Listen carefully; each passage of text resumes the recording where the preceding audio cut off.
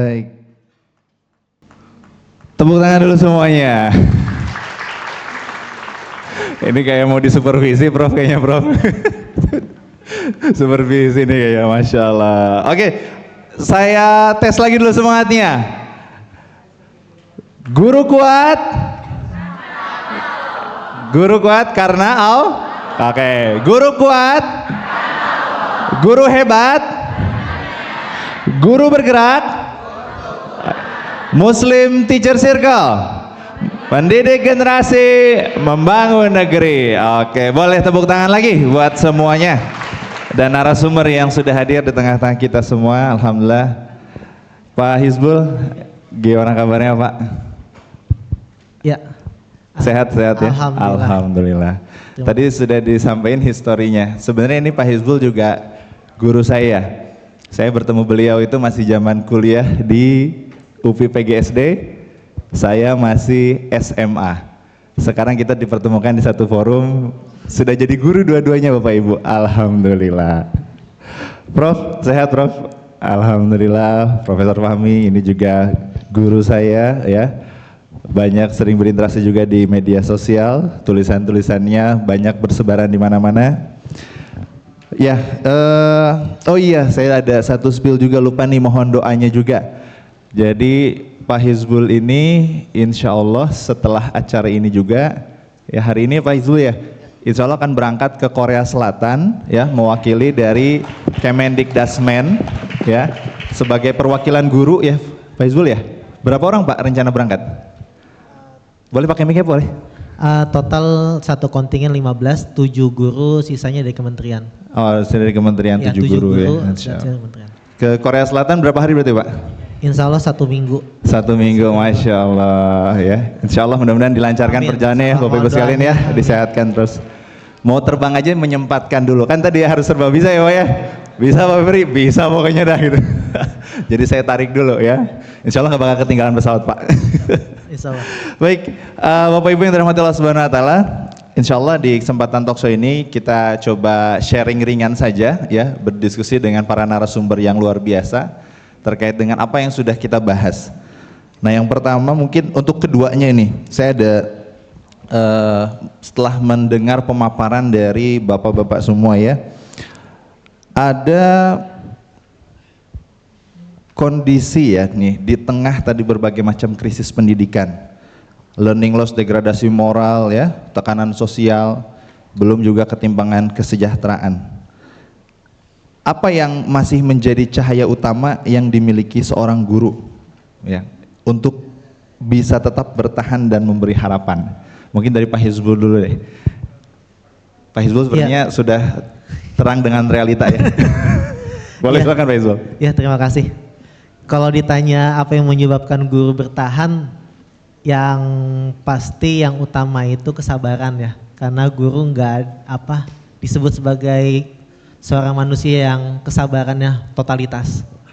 Itu yang pertama, kesabaran. Yang kedua, banyak guru juga niatnya itu tidak sekedar mencari uang ya, tapi memang banyak guru itu alhamdulillah niatnya memang karena Allah, karena ibadah. Jadi yang walaupun kadang gaji kecil tapi dia tetap bertahan, karena memang banyak saudara-saudara kita khususnya di berbagai daerah kan masih ada yang digaji 50.000, masih digaji 300.000, tapi tetap totalitas gitu kan. Dia tidak mengharapkan dari hasil pengajarannya, tapi dia mengharapkan ridha Allah, dan ya tadi bukan dari situ pendapatan rezekinya, tapi dari sumber yang lain gitu. Itu yang pastinya yang masih tetap bisa bertahan. Baik, berarti memang kesabaran yang begitu luar biasa dan memang niat ikhlas ya dalam mengajar. Tadi juga sudah di-spill sama Prof Fahmi, kalau memang orang kalau udah punya ilmu tetap harus menyampaikan ya Prof ya, terlepas dari kondisi gajah. Boleh mungkin Prof ada tambahan dari Prof Fahmi terkait dengan, atau mungkin di kita ini satu ini sebenarnya ya, awalnya kan satu rumah ya di Kemendikbud ya dulu ya, masih gabung, sekarang sudah pisah ya. Yang satu Kemendikdasmen, satu Kemendristek Dikti ya, betul seperti itu. Mungkin ada tambahan Prof, boleh? Apa kira-kira yang membuat guru tuh masih bertahan, atau cahaya apa sih yang, atau mungkin ada harapan sertifikasi Prof? Mungkin bangga Prof, boleh. Kalau saya bercermin pada ayah saya ya. Ayah saya itu dulu guru informal, guru tanpa SK ya. Karena beliau itu ngajar di satu madrasah begitu yang madrasah swasta ya, ngajar pengabdian ya. Karena dia dulu waktu kecil juga nggak sekolah di situ ya. Beliau sekolah di situ terus pengabdian begitu, dan di zaman itu dia tidak ya masih tahun 60-an 70-an lah. Itu zaman administrasinya belum rapi dan segalanya gitu kan ya. Jadi benar-benar pengabdian begitu. Tapi beliau punya keyakinan bahwa rezeki tidak tertukar ya. Dan bahwa apa yang kebaikan yang kita berikan itu pasti kembali pada kita sendiri. Dan saya rasakan itu. Jadi kami itu 9 bersaudara ya, saya dengan Kak Sul 9 bersaudara. Alhamdulillah dimudahkan Allah semua ya. Saya kira juga saya kemudian bisa sekolah sampai ke luar negeri sampai S3 itu juga karena ayah saya sudah nggak ngelihat lagi semuanya kan. Ayah saya meninggal ketika saya masih SMP gitu ya. Tapi kemudian itu muncul karena tadi ya. Jadi tidak akan terjadi. Saya yakin ya. Jadi ibu-ibu bapak juga harus yakin bahwa sebagai guru ya, sekalipun manusia tidak bisa membalas dengan imbalan yang pantas, tapi Allah pasti maha kaya membalas dengan imbalan yang pantas. Baik, luar biasa, terima kasih Prof. Boleh tepuk tangan nih. Jadi tadi 2 kata kunci, sabar dan pengabdian ya. Memang saya juga sering Prof, Pak Hizbul, ketika orang tua atau diskusi ya, saya sering sampaikan gini, kalau dikatakan pendidikan itu mahal ya, maka berapa harga yang harus dibayar untuk memperbaiki generasi ya. Kita paham betul ya Bapak Ibu sekalian, dengan tadi situasi kondisi saat ini sebenarnya lebih sulit kalau anak sudah terjerumus pada narkoba, berapa biaya yang harus dikeluarkan untuk rehabilitasi dan sebagainya, ketimbang untuk mendidik ya, mengganjarkannya seperti itu. Luar biasa ya. Untuk kedua pembicara kita sekali lagi boleh tepuk tangannya. Nah, saya kembali lagi ke Pak Hizbul di sini. Sebagai praktisi ya, bukan lagi pengamat tapi pemain. Main lapangan. Di lapangan, orang lapangan ya, orang lapangan. Nah ini kan tadi ya, guru tuh mungkin Pak Hizbul juga sama ya, mendapatkan beban-beban administratif ya Pak ya, ada beban administratif ya, terus realitas sistem sekarang juga yang memang seringkali menguras energi kita para guru ya. Belum lagi ditambah udah mumet gitu ya, anak lah nih gitu.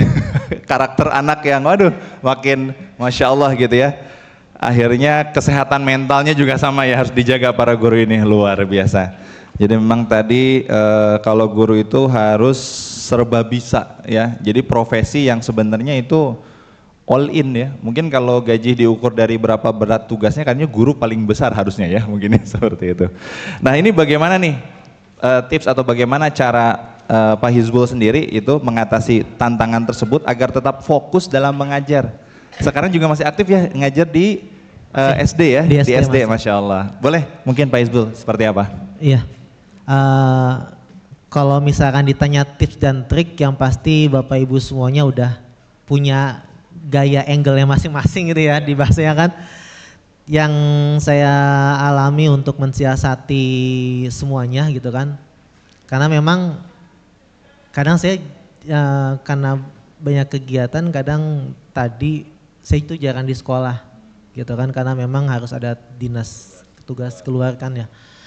Jadi dari pengalaman itu yang pertama itu yang saya jalani itu, satu, totalitas di mana kita sedang berada gitu. Totalitasnya itu kadang apa yang bisa ya, jadi totalis itu karena rasa peduli gitu. Jadi kadang tuh saya karena ibaratnya yang lain udah pulang, saya tuh kadang masih di sekolah gitu, kadang sampai jam 8 malam gitu kan ya. Karena apa? Karena kita peduli gitu. Karena memang sekolah itu kan saya anggap sebagai rumah ketiga saya gitu kan. Rumah pertama masjid, rumah kedua itu rumah kita sendiri gitu kan ya. Gitu kan, yang ketiga itu sekolah. Dan itu kadang saya anggap sebagai kepedulian saya dengan sekolah gitu kan. Di saat totalitas itu yang pasti apa yang bisa kita bantu dengan guru-guru. Karena kalau nggak ada rasa peduli gitu ya Bapak Ibu semuanya, sekolah itu nggak akan bisa berjalan gitu kan.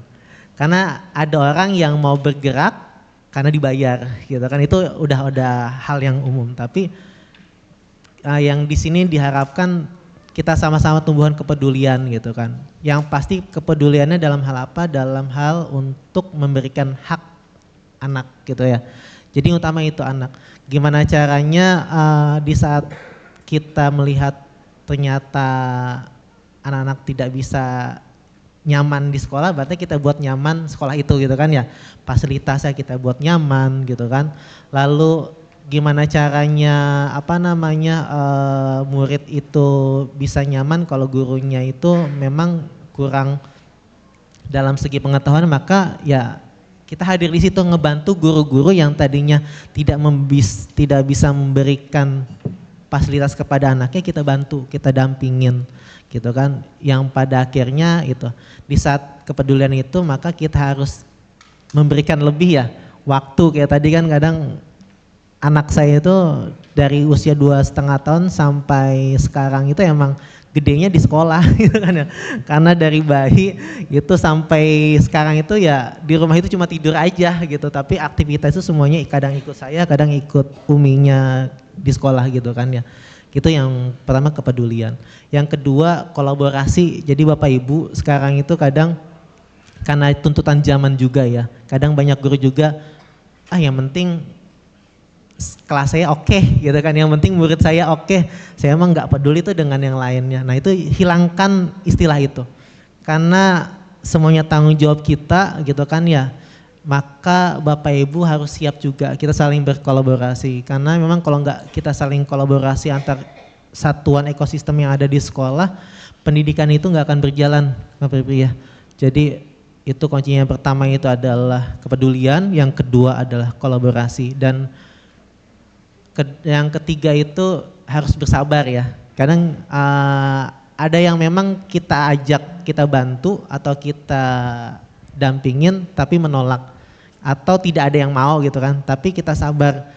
Kenapa? Karena kita peduli. Kalau kita ikut egonya sama dengan yang menolak itu, maka ini sekolah nggak berjalan nih gitu kan. Maka ya saya anggap saya orang yang normal gitu kan ya, maka rasa sabar itu harus ada di saya, maka ya udah kita dampingin terus seperti itu. Jadi kunci pertama adalah kepedulian, yang kedua adalah kolaborasi, yang ketiga kesabaran Bapak Ibu untuk menjalani itu semuanya, karena memang beban saat ini guru itu sangat berat. Kalau nggak ada 3 kunci itu tidak berjalan. Dan di saat sudah berkeluarga nih, khususnya buat yang berkeluarga, jangan lupa komunikasi yang baik dengan keluarga, karena di saat kita 3 itu lelah gitu kan, ujung-ujungnya yang menolongin kita adalah keluarga gitu. Makanya jangan tinggalkan, apalagi sekarang banyak penyimpangan ya gitu, ada guru suka sama guru, sama kepala sekolah, itu kan hal yang biasa, karena memang kita itu kan apalagi kalau di sekolah umum kan pergaulan bebas ya dengan siapa aja. Kadang ada yang bebas guru dengan laki-laki gitu kan, maksudnya boncengan, ajak makan bareng gitu kan. Nah kita di sini ya dikurangin lah gitu, dihilangkan seperti itu. Dan balik lagi keluarga kita menunggu di rumah, walaupun kita effort kita semua di sekolah, tapi jangan lupa untuk kembali ke rumah gitu kan, karena memang support keluarga adalah yang salah satu yang paling utama untuk kesuksesan kita semuanya. Itu Kang. Baik. Nah ini tadi menarik Pak Hizbul, terkait dengan kondisi-kondisi yang ada sekarang. Kalau di lapangan sendiri ya, melihat tadi beban yang ada terkait dengan ya kesehatan mental ya, mungkin khususnya di guru-guru karena mungkin di sini kan kita beberapa dari beberapa profesi guru juga ya, dan kita tidak mendiskreditkan guru itu ya yang di lembaga resmi atau enggak ya. Kalau saya kebetulan home base-nya di Kementerian Agama, karena saya di pesantren, jadi di Kementerian Agama. Mungkin di sini juga ada guru-guru pondok, atau mungkin ada guru di dinas PAI ya, PAI kita di MI seperti itu. Karena saya juga kemarin sama Pak kebetulan juga diamanahkan jadi operator, jadi waduh Masya Allah. Dulu cuman pokoknya yang penting anak-anak ngaji ke masjid, nah sekarang gitu kan Pak gini-gini, aduh gitu. Nah ini melihat kondisi ya itu ya beban itu, kalau di lapangan tuh ya kesehatan mental guru tuh seperti apa sekarang Pak? Mungkin yang ada kayak yang sering curhat, karena kan Pak Hizbul juga mungkin di kementerian ada sering sharing, Pak sampein ya. Iya, ya satu lagi yang penting juga Bapak Ibu, karena kan sekarang eranya digital, modern, industri ya. Jibatnya nama industri itu kan kerja ya, kerja cepet gitu kan, maka semua lini itu ke bawah-bawah gitu kan, sampai ke dunia pendidikan itu kayak di pabrik sekarang itu nggak kayak dulu, karena kan kebetulan ibu bapak saya kan guru juga, jadi itu kami sekeluarga itu semua keluarga, ibu bapak, adik, yang istri saya, ipar saya, semuanya guru semuanya gitu kan, jadi kami keluarga guru. Berbeda dengan kayak dulu gitu, kayak guru dulu itu enak gitu, lihat guru itu sehat. Kenapa guru zaman dulu itu sehat-sehat? Karena memang setelah mengajar dia fokus di lingkungannya. Ada yang di PKK, ada yang di pengajian, ada yang hobi olahraga di olahraga gitu. Dan itu tidak ditemukan sekarang Kang, gitu kan ya. Jadi berdampak kesehatan kita juga guru. Jadi makanya Bapak Ibu pesan jangan lupa kesehatan mental dijaga, karena memang beban kita lumayan berat, karena kita itu tidak menanggung beban pendidikan, tapi kita juga menanggung beban anak didik kita juga, bahkan sekarang merambah ke menanggung beban orang tua gitu. Ada yang curhat, ada yang minjem uang, ada yang kasus apapun kita tanganin semuanya gitu kan ya, palu gada pokoknya dah, serba harus bisa. Makanya tadi balik lagi kesehatan mental utama. Yang enak itu kan sekolah memfasilitasi itu kan untuk refreshing kah, atau ada, karena di GUR itu nggak ada cuti. Mungkin di yang lain ada cuti ya, tapi di GUR itu nggak ada cuti. Nggak ada gitu ya? Nggak ada cuti. Oh barunya kita nggak ada cuti ya? Jadi kita ngikutin liburan anak. Liburan anak tapi ya. Tapi kalau kadang anak libur kita suruh piket. Jadi iya, jadi balik lagi ke sekolah gitu kan. Apalagi operator ya Pak ya, bangun jam 1 Pak. Iya, gitu. Jadi intinya kesehatan mental itu penting ya Bapak Ibu. Sisihkan waktu untuk tadi itu, kalau bisa yang udah berkeluarga sering banyak-banyak dengan keluarga ya. Baik, terima kasih Pak Hizbul. Boleh tepuk tangan Bapak Ibu sekalian ya. Ya, jadi memang demikian realita yang ada, yang kita tidak bisa tutup-tutupi tadi ya. Memang tadi agak terinjak juga betul sih, sekarang tuh kadang-kadang bukan masalah anaknya doang gitu ya, tapi malah kita ngurusin juga, wah di rumah ini begini begitu ya. Itu luar biasa. Nah ini saya nyambung ke Prof Fahmi nih Prof, tadi ada satu menarik juga terkait dengan pendidikan sekarang ini kan cenderungnya katanya industrialisasi ya. Jadi tadi kan kompetensinya tuh akhirnya tuh ya guru tuh bukan lagi kayak apa, mungkin kalau dulu saya berpikir itu ya belajar tuh untuk mendapatkan ilmu, untuk ilmu gitu Prof gitu kan. Tapi sekarang ya akhirnya ilmu itu ya harus ada nilai materinya. Nah kalau dalam perspektif Islam tuh sebenarnya ya guru tuh gimana sih Prof gitu kan? Palu gada bener nggak gitu Prof? Boleh Prof? Ya sekarang ini kan karena kapitalisme sudah merasuk ke segala lini ya. Jadi apa-apa dihitung nilai uangnya ada apa enggak ya. Kalau seandainya sholat itu ada uangnya, mungkin banyak orang rajin sholat ya kan. Kalau dakwah itu banyak uangnya, orang rajin dakwah juga. Apapun isinya bisa sesuai request kan, requestnya apa ya. Baik, jadi dalam Islam memang ada berbagai nilai yang kita tuju dalam kehidupan ini. Ada nilai materi ya, qimah madiyah, ada nilai sosial ya, qimah insaniyah, ada nilai etis atau estetis ya, qimah akhlak hulukiyah, dan ada nilai spiritual ya, qimah ruhiyah. Empat ini jalan bareng ya. Empat ini bisa jalan bareng. Hanya kadang-kadang ketika ada dilema itu memang harus yang paling utama itu yang duluan ya. Nah, kalau dakwah itu yang penting adalah menyuruh yang ma'ruf, mencegah yang melarang yang mungkar. Itu qimahnya ruhiyah ya. Itu enggak bisa dinilai dengan uang itu. Artinya kalau misalkan seorang juru dakwah diundang untuk mengisi suatu acara ya, Maulid Nabi katakanlah begitu, tapi dipesan Bapak ngomong yang lucu-lucu aja, yang buat pendengar itu ketawa gitu, nggak boleh menyampaikan yang serem-serem gitu ya, itu dia harus memilih bahwa oh ya kalau seperti ini namanya bukan dakwah, ini namanya pertunjukan ya, stand up comedy gitu kan ya. Demikian juga guru itu apa? Guru sebagai hubungan profesi itu dia boleh qimah madiyah ya. Artinya ini hubungan profesi ya. Artinya kalau sekalipun yang diajarkan itu Quran ya.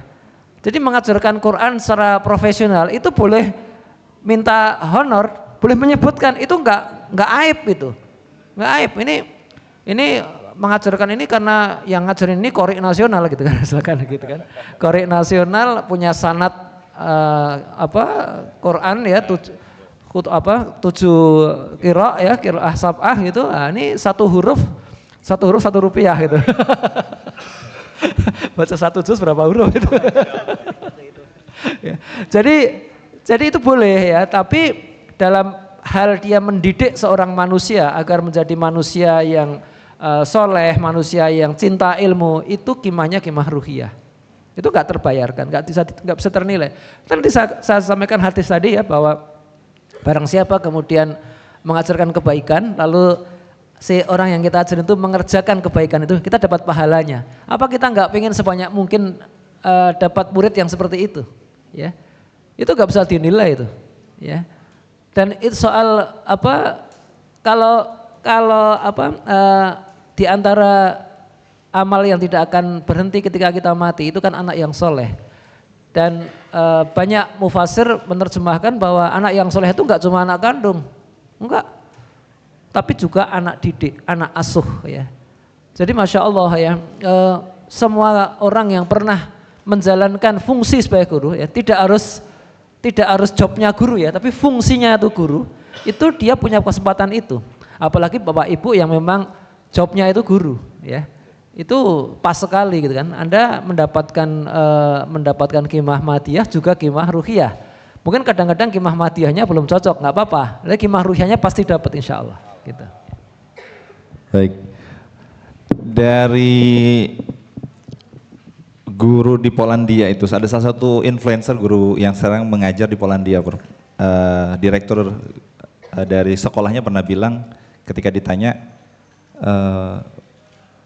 Bu Direktur, apa yang membuat di Polandia itu katanya menghargai para guru? Dikatakan, kata Direktur Pendidikan di Polandia itu, kami tidak ingin anak-anak belajar dari orang dewasa yang lelah dan putus asa. Oh, luar biasa. Ini bukan Islam padahal ya, tapi begitu menghargai. Nah, adapun misalkan di Prof tadi, dalam perspektif Islam, nah bagaimana nih guru dapat menjaga tadi nilai spiritualitasnya, keikhlasannya, keteguhannya, di tengah kondisi memang tekanan ekonomi dan tuntutan ya kurikulum dan modernisasi saat ini. Nah, itu bagaimana mungkin Prof? Boleh? Ya, saya kira memang tadi guru itu harus menjadi teladan ya, jadi uswah ya. Jadi teladan, sebelum dia bisa membentuk anak yang soleh, dia sendiri harus soleh. Ya, dia sudah mungkin masalah ekonominya dia belum selesai, masalah keluarganya mungkin belum selesai, mungkin dia juga punya anak yang berisik, anak yang bandel begitu kan. Tapi minimal dia sebagai manusia dia harus sudah selesai gitu, sebagai manusia ya. Kalau dia sendiri memang sedang putus asa, sedang stres, sedang galau, memang jadi sulit ya menjalankan fungsi sebagai guru ya. Makanya negara di sini, peran negara adalah bagaimana menjaring guru yang soleh. Ini yang negara gagal hari ini ya. Negara hanya menghitung nilai ya. Jadi ada ini Bu Kristi ya, Menteri Wamen Dikti itu bilang kita menuju ke research university. Itu teman-teman dosen ya, dosen kan juga guru ya, guru di level yang lebih tinggi itu mengatakan gimana mau jadi research university, kita teaching university belum nyampe, kita ini baru stempling university, hanya nyesai stempel aja ya, ini anak ini lulus, padahal belum lulus ini, kalau dilulus-lulusin aja ya, kalau dites beneran saya nggak lulus ini anak ini ya, kadang kasih ya. Sedih kita kalau ngasih saya tuh pinginnya tuh ngajar tapi nggak usah ngasih nilai gitu loh. Saya begitu ngasih nilai tuh saya dilematis, nilai ini banyak nggak lulus nih ya. Ya, karena ya tadi ada orang-orang yang sebenarnya tidak perlu perguruan tinggi ya. Kalau SD itu harusnya memang elementary, itu fardu ain ya. Jadi ilmu fardu ain itu mestinya selesai di SD. Ya.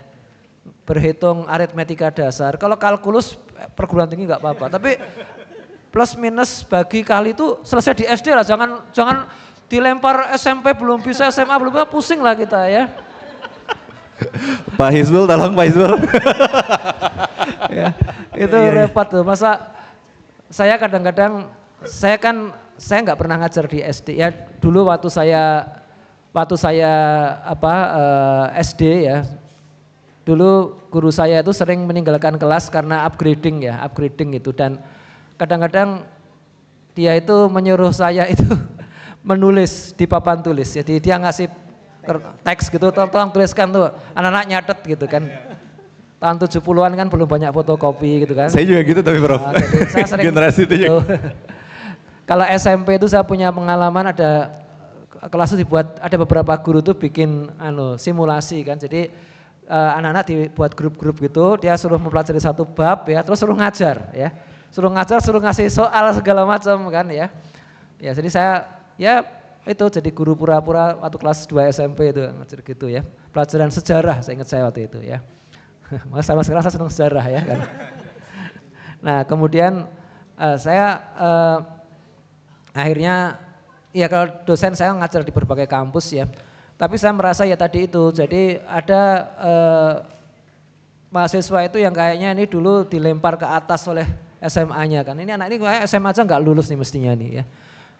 Masa mahasiswa teknik itu trigonometri sama sekali nggak kenal ya, sinus kosinus belum pernah denger dia kayaknya, kayak belum pernah denger gitu loh. Kok masuk teknik sih ya? Kan masih SMA-nya harus IPA gitu kan ya. Ya Allah, ini gimana kayak gini ya. Jadi itu membuat kita nih ya di atas jadi kayak frustrasi juga nih, gimana nih muridnya nih kayak gini. Bahkan itu kampus yang keren loh. Bayangkan ada mahasiswa dari kampus teknik top di Indonesia itu percaya bumi datar.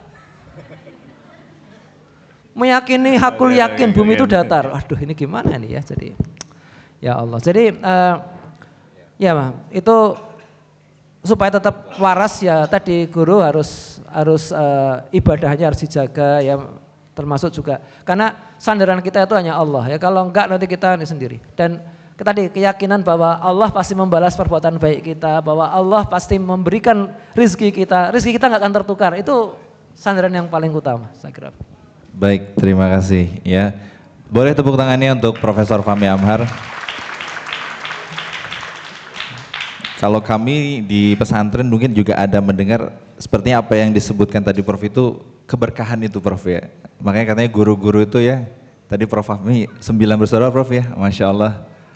Semuanya sekolah Bapak Ibu anak-anaknya ya, sampai sekarang termasuk ada Prof Fahmi di sini ya. Artinya ya betul Allah yang menjaga kita, dan itu juga menjadi kekuatan benar-benar untuk kita dalam mendidik ya anak-anak kita.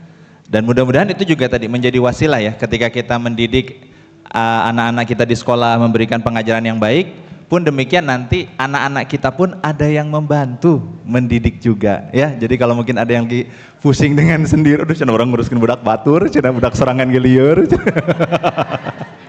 Aduh punten di Sunda rada keluar. Ya, bisa masih Jawa Barat kan ya? Masih Jawa Barat. Mohon maaf dari Depok. Enggak. Ya, jadi memang insya Allah mudah-mudahan dengan demikian ya kita saling menjaga ya, anak-anak guru ya, kita dijaga. Saya juga punya cerita juga tuh dulu ya, bahwa saya pernah diajar oleh seorang guru, lalu guru saya punya anaknya sekarang saya ngajarin. Itu benar-benar ya kalau disebut plot twist tuh, Ustaz, Pak, gimana ya gitu. Jadi kalau mau ngingetin teh pas misalnya pas kebenaran anaknya lagi bandel, aduh kumaha ceritanya. Pak punten nih mah, Pak punten bisa nih mah. Sanes kirang sono. Nah, jadi bener ya. Dan sekarang anak saya udah punya anak nih, masuk SD. Sekarang diajarin sama temen, bener murid-murid saya. Ternyata anak tahun 2000 udah kerja sekarang ya, gitu kan. Kelahiran 2000, udah jadi guru lagi. Udah Pak, cina. Allahu Akbar ya. Nikmat hidup dunia itu ya. Seperti itu. Baik, kita kasih kesempatan nih untuk para peserta juga ya, mungkin ada kita pertanyaan barangkali ya, kita pertanyaan ataupun tanggapan atau mungkin juga kalau curhat boleh nggak Pak Isbul Prof ya? Curhat dong gitu ya. Nanti setelah selesai langsung disampaikan, ini hasil forum kami ya. Baik, mungkin kami berikan kesempatan dua penanya terlebih dahulu. Masya Allah ini luar biasa, guru-guru semangat. Oke, duduk dulu, mari dulu, Pak, turun dulu. Saya satu laki-laki, satu perempuan ya, Bapak dan Ibu. Kita mulai, panitia sambil dilihat ya. Duduk dulu, 1, 2, 3. Aduh, gimana nih? Gak apa-apa ya. Saya tadi melihat yang pertama ini ada yang Bapak yang ini nih, yang apa? Pakai vest, maaf. Lalu Ibu tadi yang hitam ya, Ibu yang hitam di depan. Nah, nanti insya Allah nanti kita coba ini lagi ya, ada kesempatan. Boleh untuk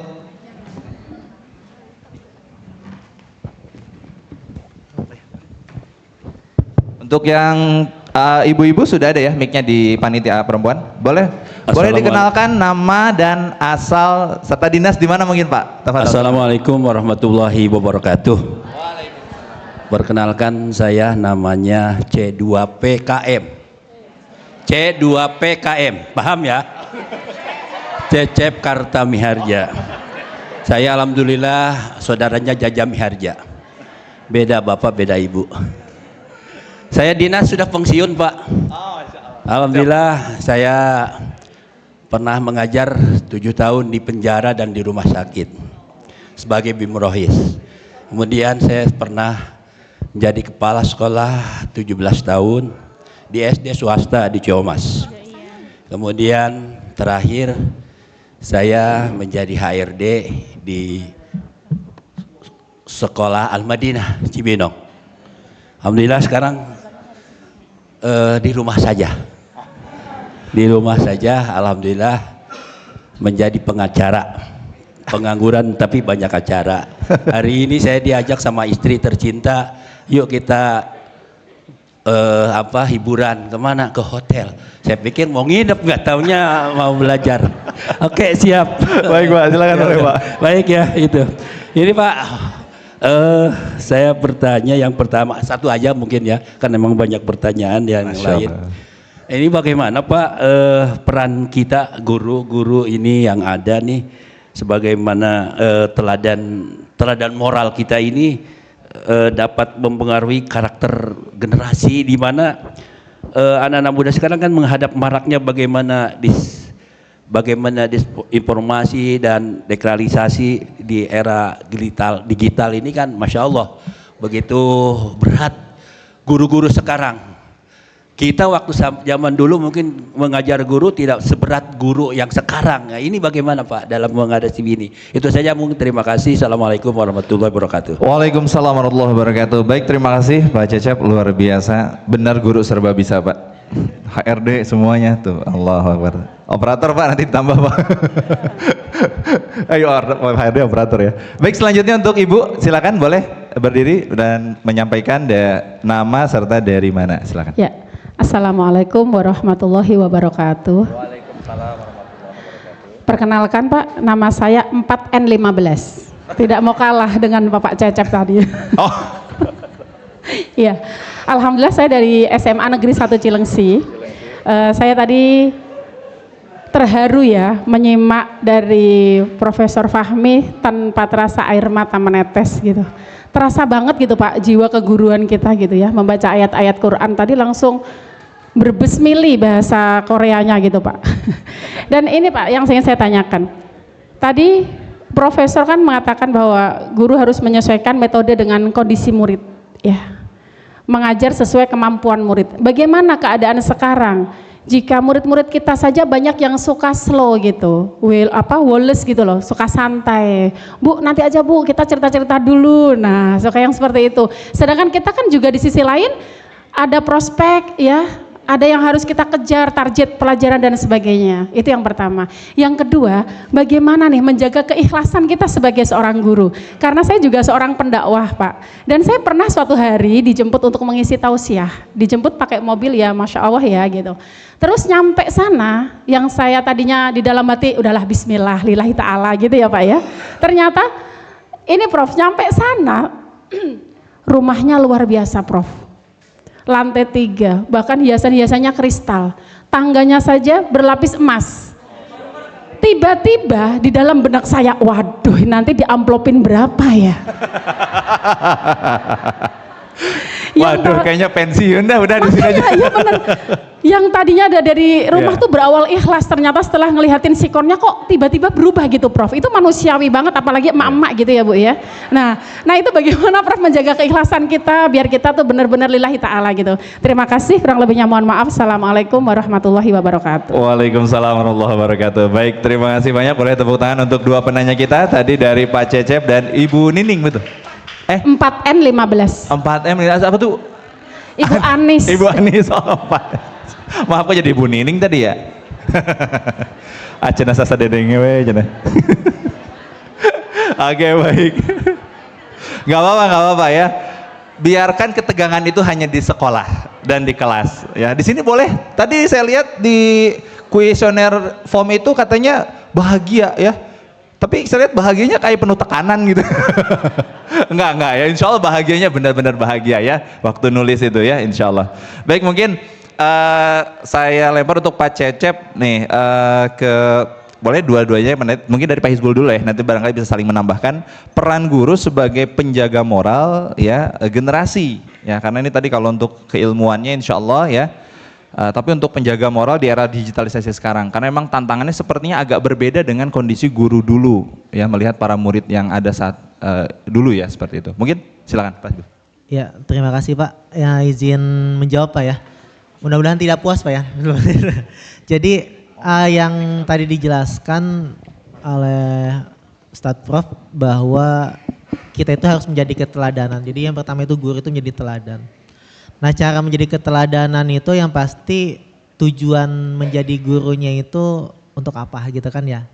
Maka harus kita sadarkan bahwa kita itu tujuan kita hidup di sini adalah untuk ibadah gitu kan ya. Jadi di saat kita tujuannya ibadah, maka jalan ibadah apa yang harus kita pilih untuk mensukseskan itu. Nah, makanya peran guru itu yang pasti dari tujuannya udah goal tuh gitu kan, karena untuk ibadah, maka peran apa yang harus kita lakukan untuk menyelesaikan masalah ini. Maka yang salah satunya adalah menjadi teladan. Keteladanan seorang guru itu yang pasti kita nggak terhindar yang namanya salah dan lupa gitu kan sebagai guru, tapi kita berupaya gitu kan ya, berupaya untuk memberikan keteladanan kepada murid-murid kita. Itu yang pertama. Yang kedua, kita nggak bisa sendiri gitu kan ya, kita nggak bisa sendiri memberikan keteladanan itu gitu kan, maka kita harus ajak bareng-bareng teman-teman kita gitu kan ya. Dan alhamdulillahnya nih dari Bapak Ibu guru hadir di sini berarti kan pulang dari sini menjadi keteladanan gitu, alhamdulillah insya Allah kan. Jadi seperti itu, maka perlu namanya kolaborasi bersama. Nah, guru kadang nggak bisa bergerak karena kan guru terbatas dengan nggak enak gitu kan, maka peran siapa? Salah satunya namanya di sekolah itu ada pimpinannya, maka ada Bapak Ibu Kepala Sekolah. Maka Bapak Ibu Kepala Sekolah ini peran penting juga, guru di garis terdepan gitu kan ya. Ibaratnya di balik layar itu kepala sekolah yang akan memberikan yang terbaik buat guru-gurunya. Maka kepala sekolahnya yang mendesain sekolahnya mau seperti apa nih, nilai ibadah apa yang mau dia dapatkan gitu kan, kebijakan apa yang mendukung untuk perbaikan moral tadi gitu kan ya. Gurunya secara individu udah oke, teman-teman yang lain bisa diajak untuk sama-sama membenahi moral yang ada, kepala sekolahnya mendukung untuk pembenahan moral secara lingkungan ekosistem sekolah, maka dari situ ada peran orang tua juga, komunikasi yang baik. Nah itu, jadi untuk menyelesaikan ini semua nggak bisa individu kita sendiri, tapi makanya butuh namanya kolaborasi, butuh gotong royong bersama untuk menyelesaikan persoalan moral. Karena Bapak Ibu semua nggak bisa menyelesaikan tuh. Efek digital kan, kita di sekolah melarang nggak bawa HP, tapi di rumah dibebaskan untuk main HP. Kadang nggak kenal waktu gitu kan, makanya itu penting semuanya kerjasama kolaborasi. Terus di saat kita udah ngajak nih, kan tadi kewajiban kita ngajak Bapak Ibu, untuk perubahan itu bukan tugas kita gitu ya. Jadi kadang ada salah apa sih? Kadang ekspektasi itu kita pengen ngajak orang berubah gitu kan ya, kan gitu kan, idealnya begitu. Tapi kan nggak semua orang yang kita ajak itu berubah. Tugas kita, kewajiban kita hanya mengajak dan mau merubah itu. Untuk hasilnya balik lagi terhadap takdir Allah. Yang penting peran kita apa tuh Pak gitu kan. Itulah yang bisa kita ambil gitu kan ya. Peran kita ngajak, menyampaikan, menjadi keteladanan itu peran kita. Itu udah dilaksanakan, upaya udah dilaksanakan, ternyata toh hasilnya nggak ada. Ya udah selesai. Tinggal kita balik ke diri kita. Oh tugas saya udah selesai, kan kita melaksanakan kewajiban. Kita itu ibadah niatnya. Ya setelah udah melaksanakan itu ya udah. Jadi jangan sampai Bapak Ibu melebihi kuasa Allah gitu kan ya. Apa yang Ibu sampaikan anak itu bakal berubah. Apa yang Ibu sampaikan nih gara-gara saya ngajar anak ini jadi pinter gitu kan ya. Padahal pinter nggak pinter bukan kuasa kita, itu kuasa Allah. Tuh gara-gara saya yang ngajarin anak jadi sukses. Nah itu bukan kuasa kita tuh. Ya kan itu kuasa Allah. Makanya peran kita itu hanya membenahi, mengajak, selesai. Sisanya apakah dia jadi anak yang baik, apakah dia sukses atau malah tidak sukses itu adalah takdir Allah. Selesai sampai situ. Jadi Bapak Ibu nggak ada beban lagi tuh. Nggak ada beban anak ini harus bisa. Enggak, karena yang penting peran Ibu, Bapak Ibu apa yang udah dilaksanakan. Ya udah selesai sampai situ aja. Jadi ibaratnya tenang, selesai itu. Itu aja ya insya Allah Pak yang bisa saya jawab. Terima kasih. Baik, luar biasa. Terima kasih. Boleh tepuk tangannya. Prof mau ada tambahan boleh Prof, silakan Prof.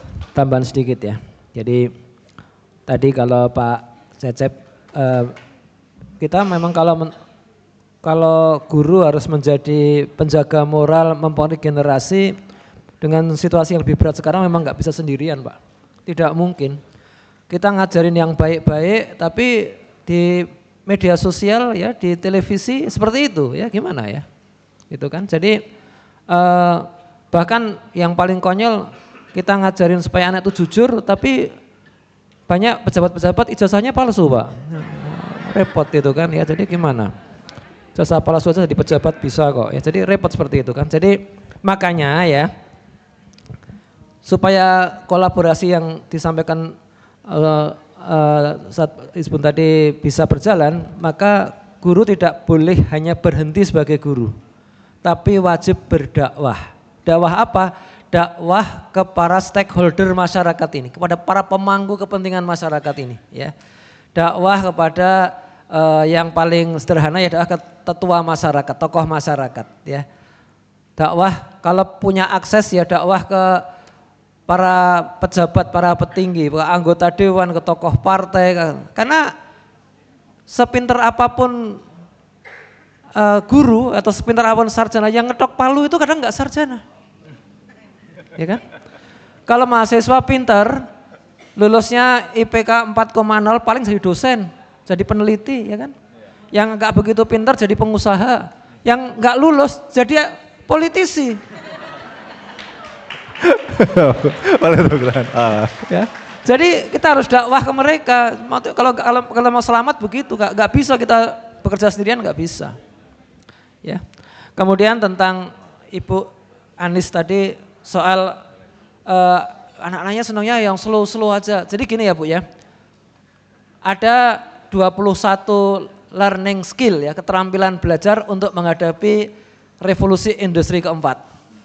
Karena kalau sekarang kita belajar seperti cara kita dulu, itu nanti banyak profesi itu sudah hilang Bu ya. Sekarang dengan AI kita sudah bisa menerjemahkan lebih cepat dari penerjemah yang ada saat ini. Dengan AI kita bisa bikin desain cover buku lebih cepat dari semua desainer kan, tinggal masukin promptnya, kalau udah tahu triknya cepat sekali itu ya. Nah, terus buat apa dong? Orang sekolah tinggi-tinggi buat apa? Oleh sebab itu para ahli itu benar menelisik apa learning skill yang kan bertahan tanpa AI. Dan ada AI pun itu tetap diperlukan. Di antaranya itu ya, itu adalah learning how to learn. Belajar bagaimana caranya belajar. Mengapa sih saya perlu belajar itu? Kalau anak-anak itu maunya yang slow-slow itu berarti mereka belum paham urgensi belajar, belum paham cara belajar. Ya kita turutin dulu, tanamkan pelan-pelan sampai mereka akhirnya makjleb terbuka wawasan, oh ya ternyata saya ketinggalan banyak, ternyata kita ketinggalan banyak nih sama orang Cina, sama orang Korea ya. Kecuali kalau mereka memang nggak pingin seperti itu ya. Saya sekolah lama di Eropa ya, orang Eropa tuh nggak semua pengen jadi sarjana juga, nggak semua pengen jadi dokter. Bahkan ya ada teman saya tuh kuliah di Amerika, dia kuliah fisika nuklir ya, itu temennya nggak ada orang Amerika. Temannya satu kampus itu orang dari Iran, orang dari Vietnam, orang dari India gitu kan. Kalau orang Amerika tanya, kenapa kok kamu nggak kuliah ini? Ah, saya bukan mania katanya. Itu begitu, jadi ya udahlah. Jadi artinya gini ya, kalau kita ngajarin SMA ya, kalau SD, pelajaran SD itu semuanya fardu ain. Saya lihat semuanya fardu ain. Tapi kalau SMA itu kadang-kadang ironis ya, kita ngajarin susah-susah matematika, kalkulus, kalau sudah di SMA kan ya, integral, diferensial gitu. Padahal anaknya pengen jadi seniman nanti, pengen jadi ahli bahasa, pengen jadi ahli hukum.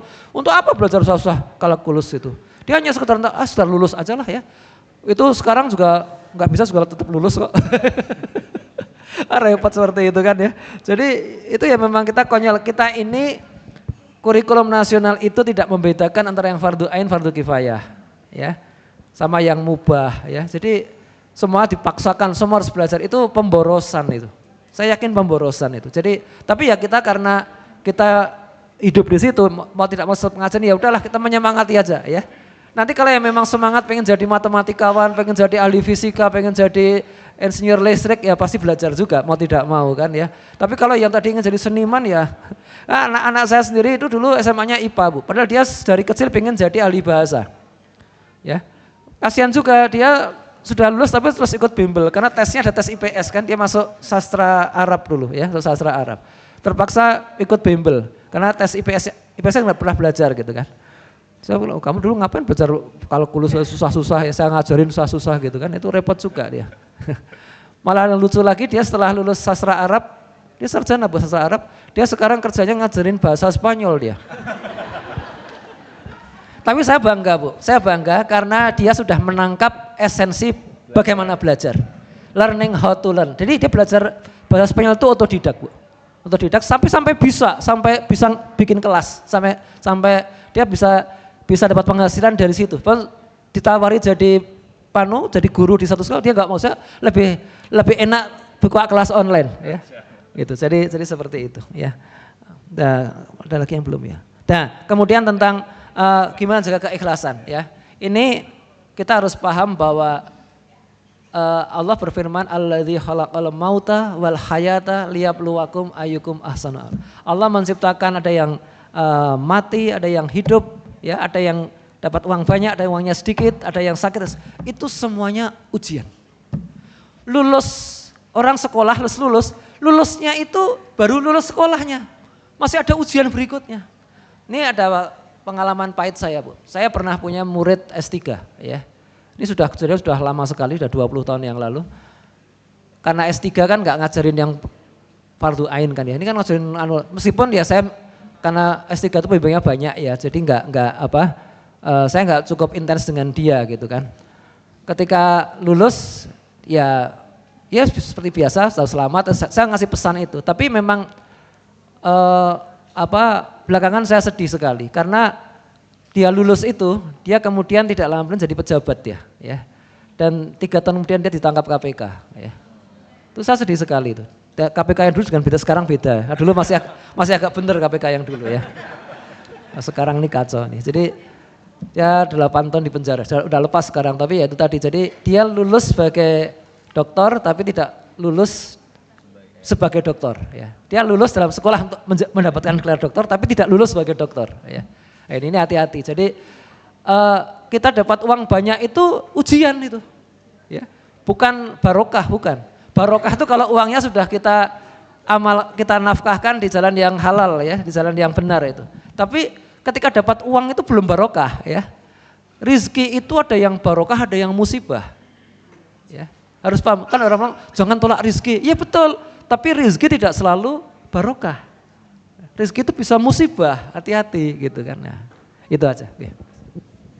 Baik, terima kasih. Boleh tepuk tangannya. Mudah-mudahan bisa menjawab tadi ya dari pertanyaan langsung tadi ya. Tadi ada satu menarik juga, saya garis bawahi, melebihi kuasa Allah, Masya Allah. Emang ini agak dalam juga kalau bagi saya pribadi Pak Hizbul ya, karena kalau di Bapak Ibu mungkin kalau kita ngajar, kalau di lembaga pendidikan kan itu Senin sampai Jumat ya, pagi sampai mungkin siang atau sore. Kalau di pesantren kita lanjut lagi Bapak Ibu, 24 jam. Jadi kadang-kadang memang kalau tidak ada keyakinan pada Allah itu ya, ini malam harus pakai CCTV mungkin ya, atau harus gurunya ngeliatin aja tuh santri ya, ini kemana nih anak nih, kemana nih gitu ya.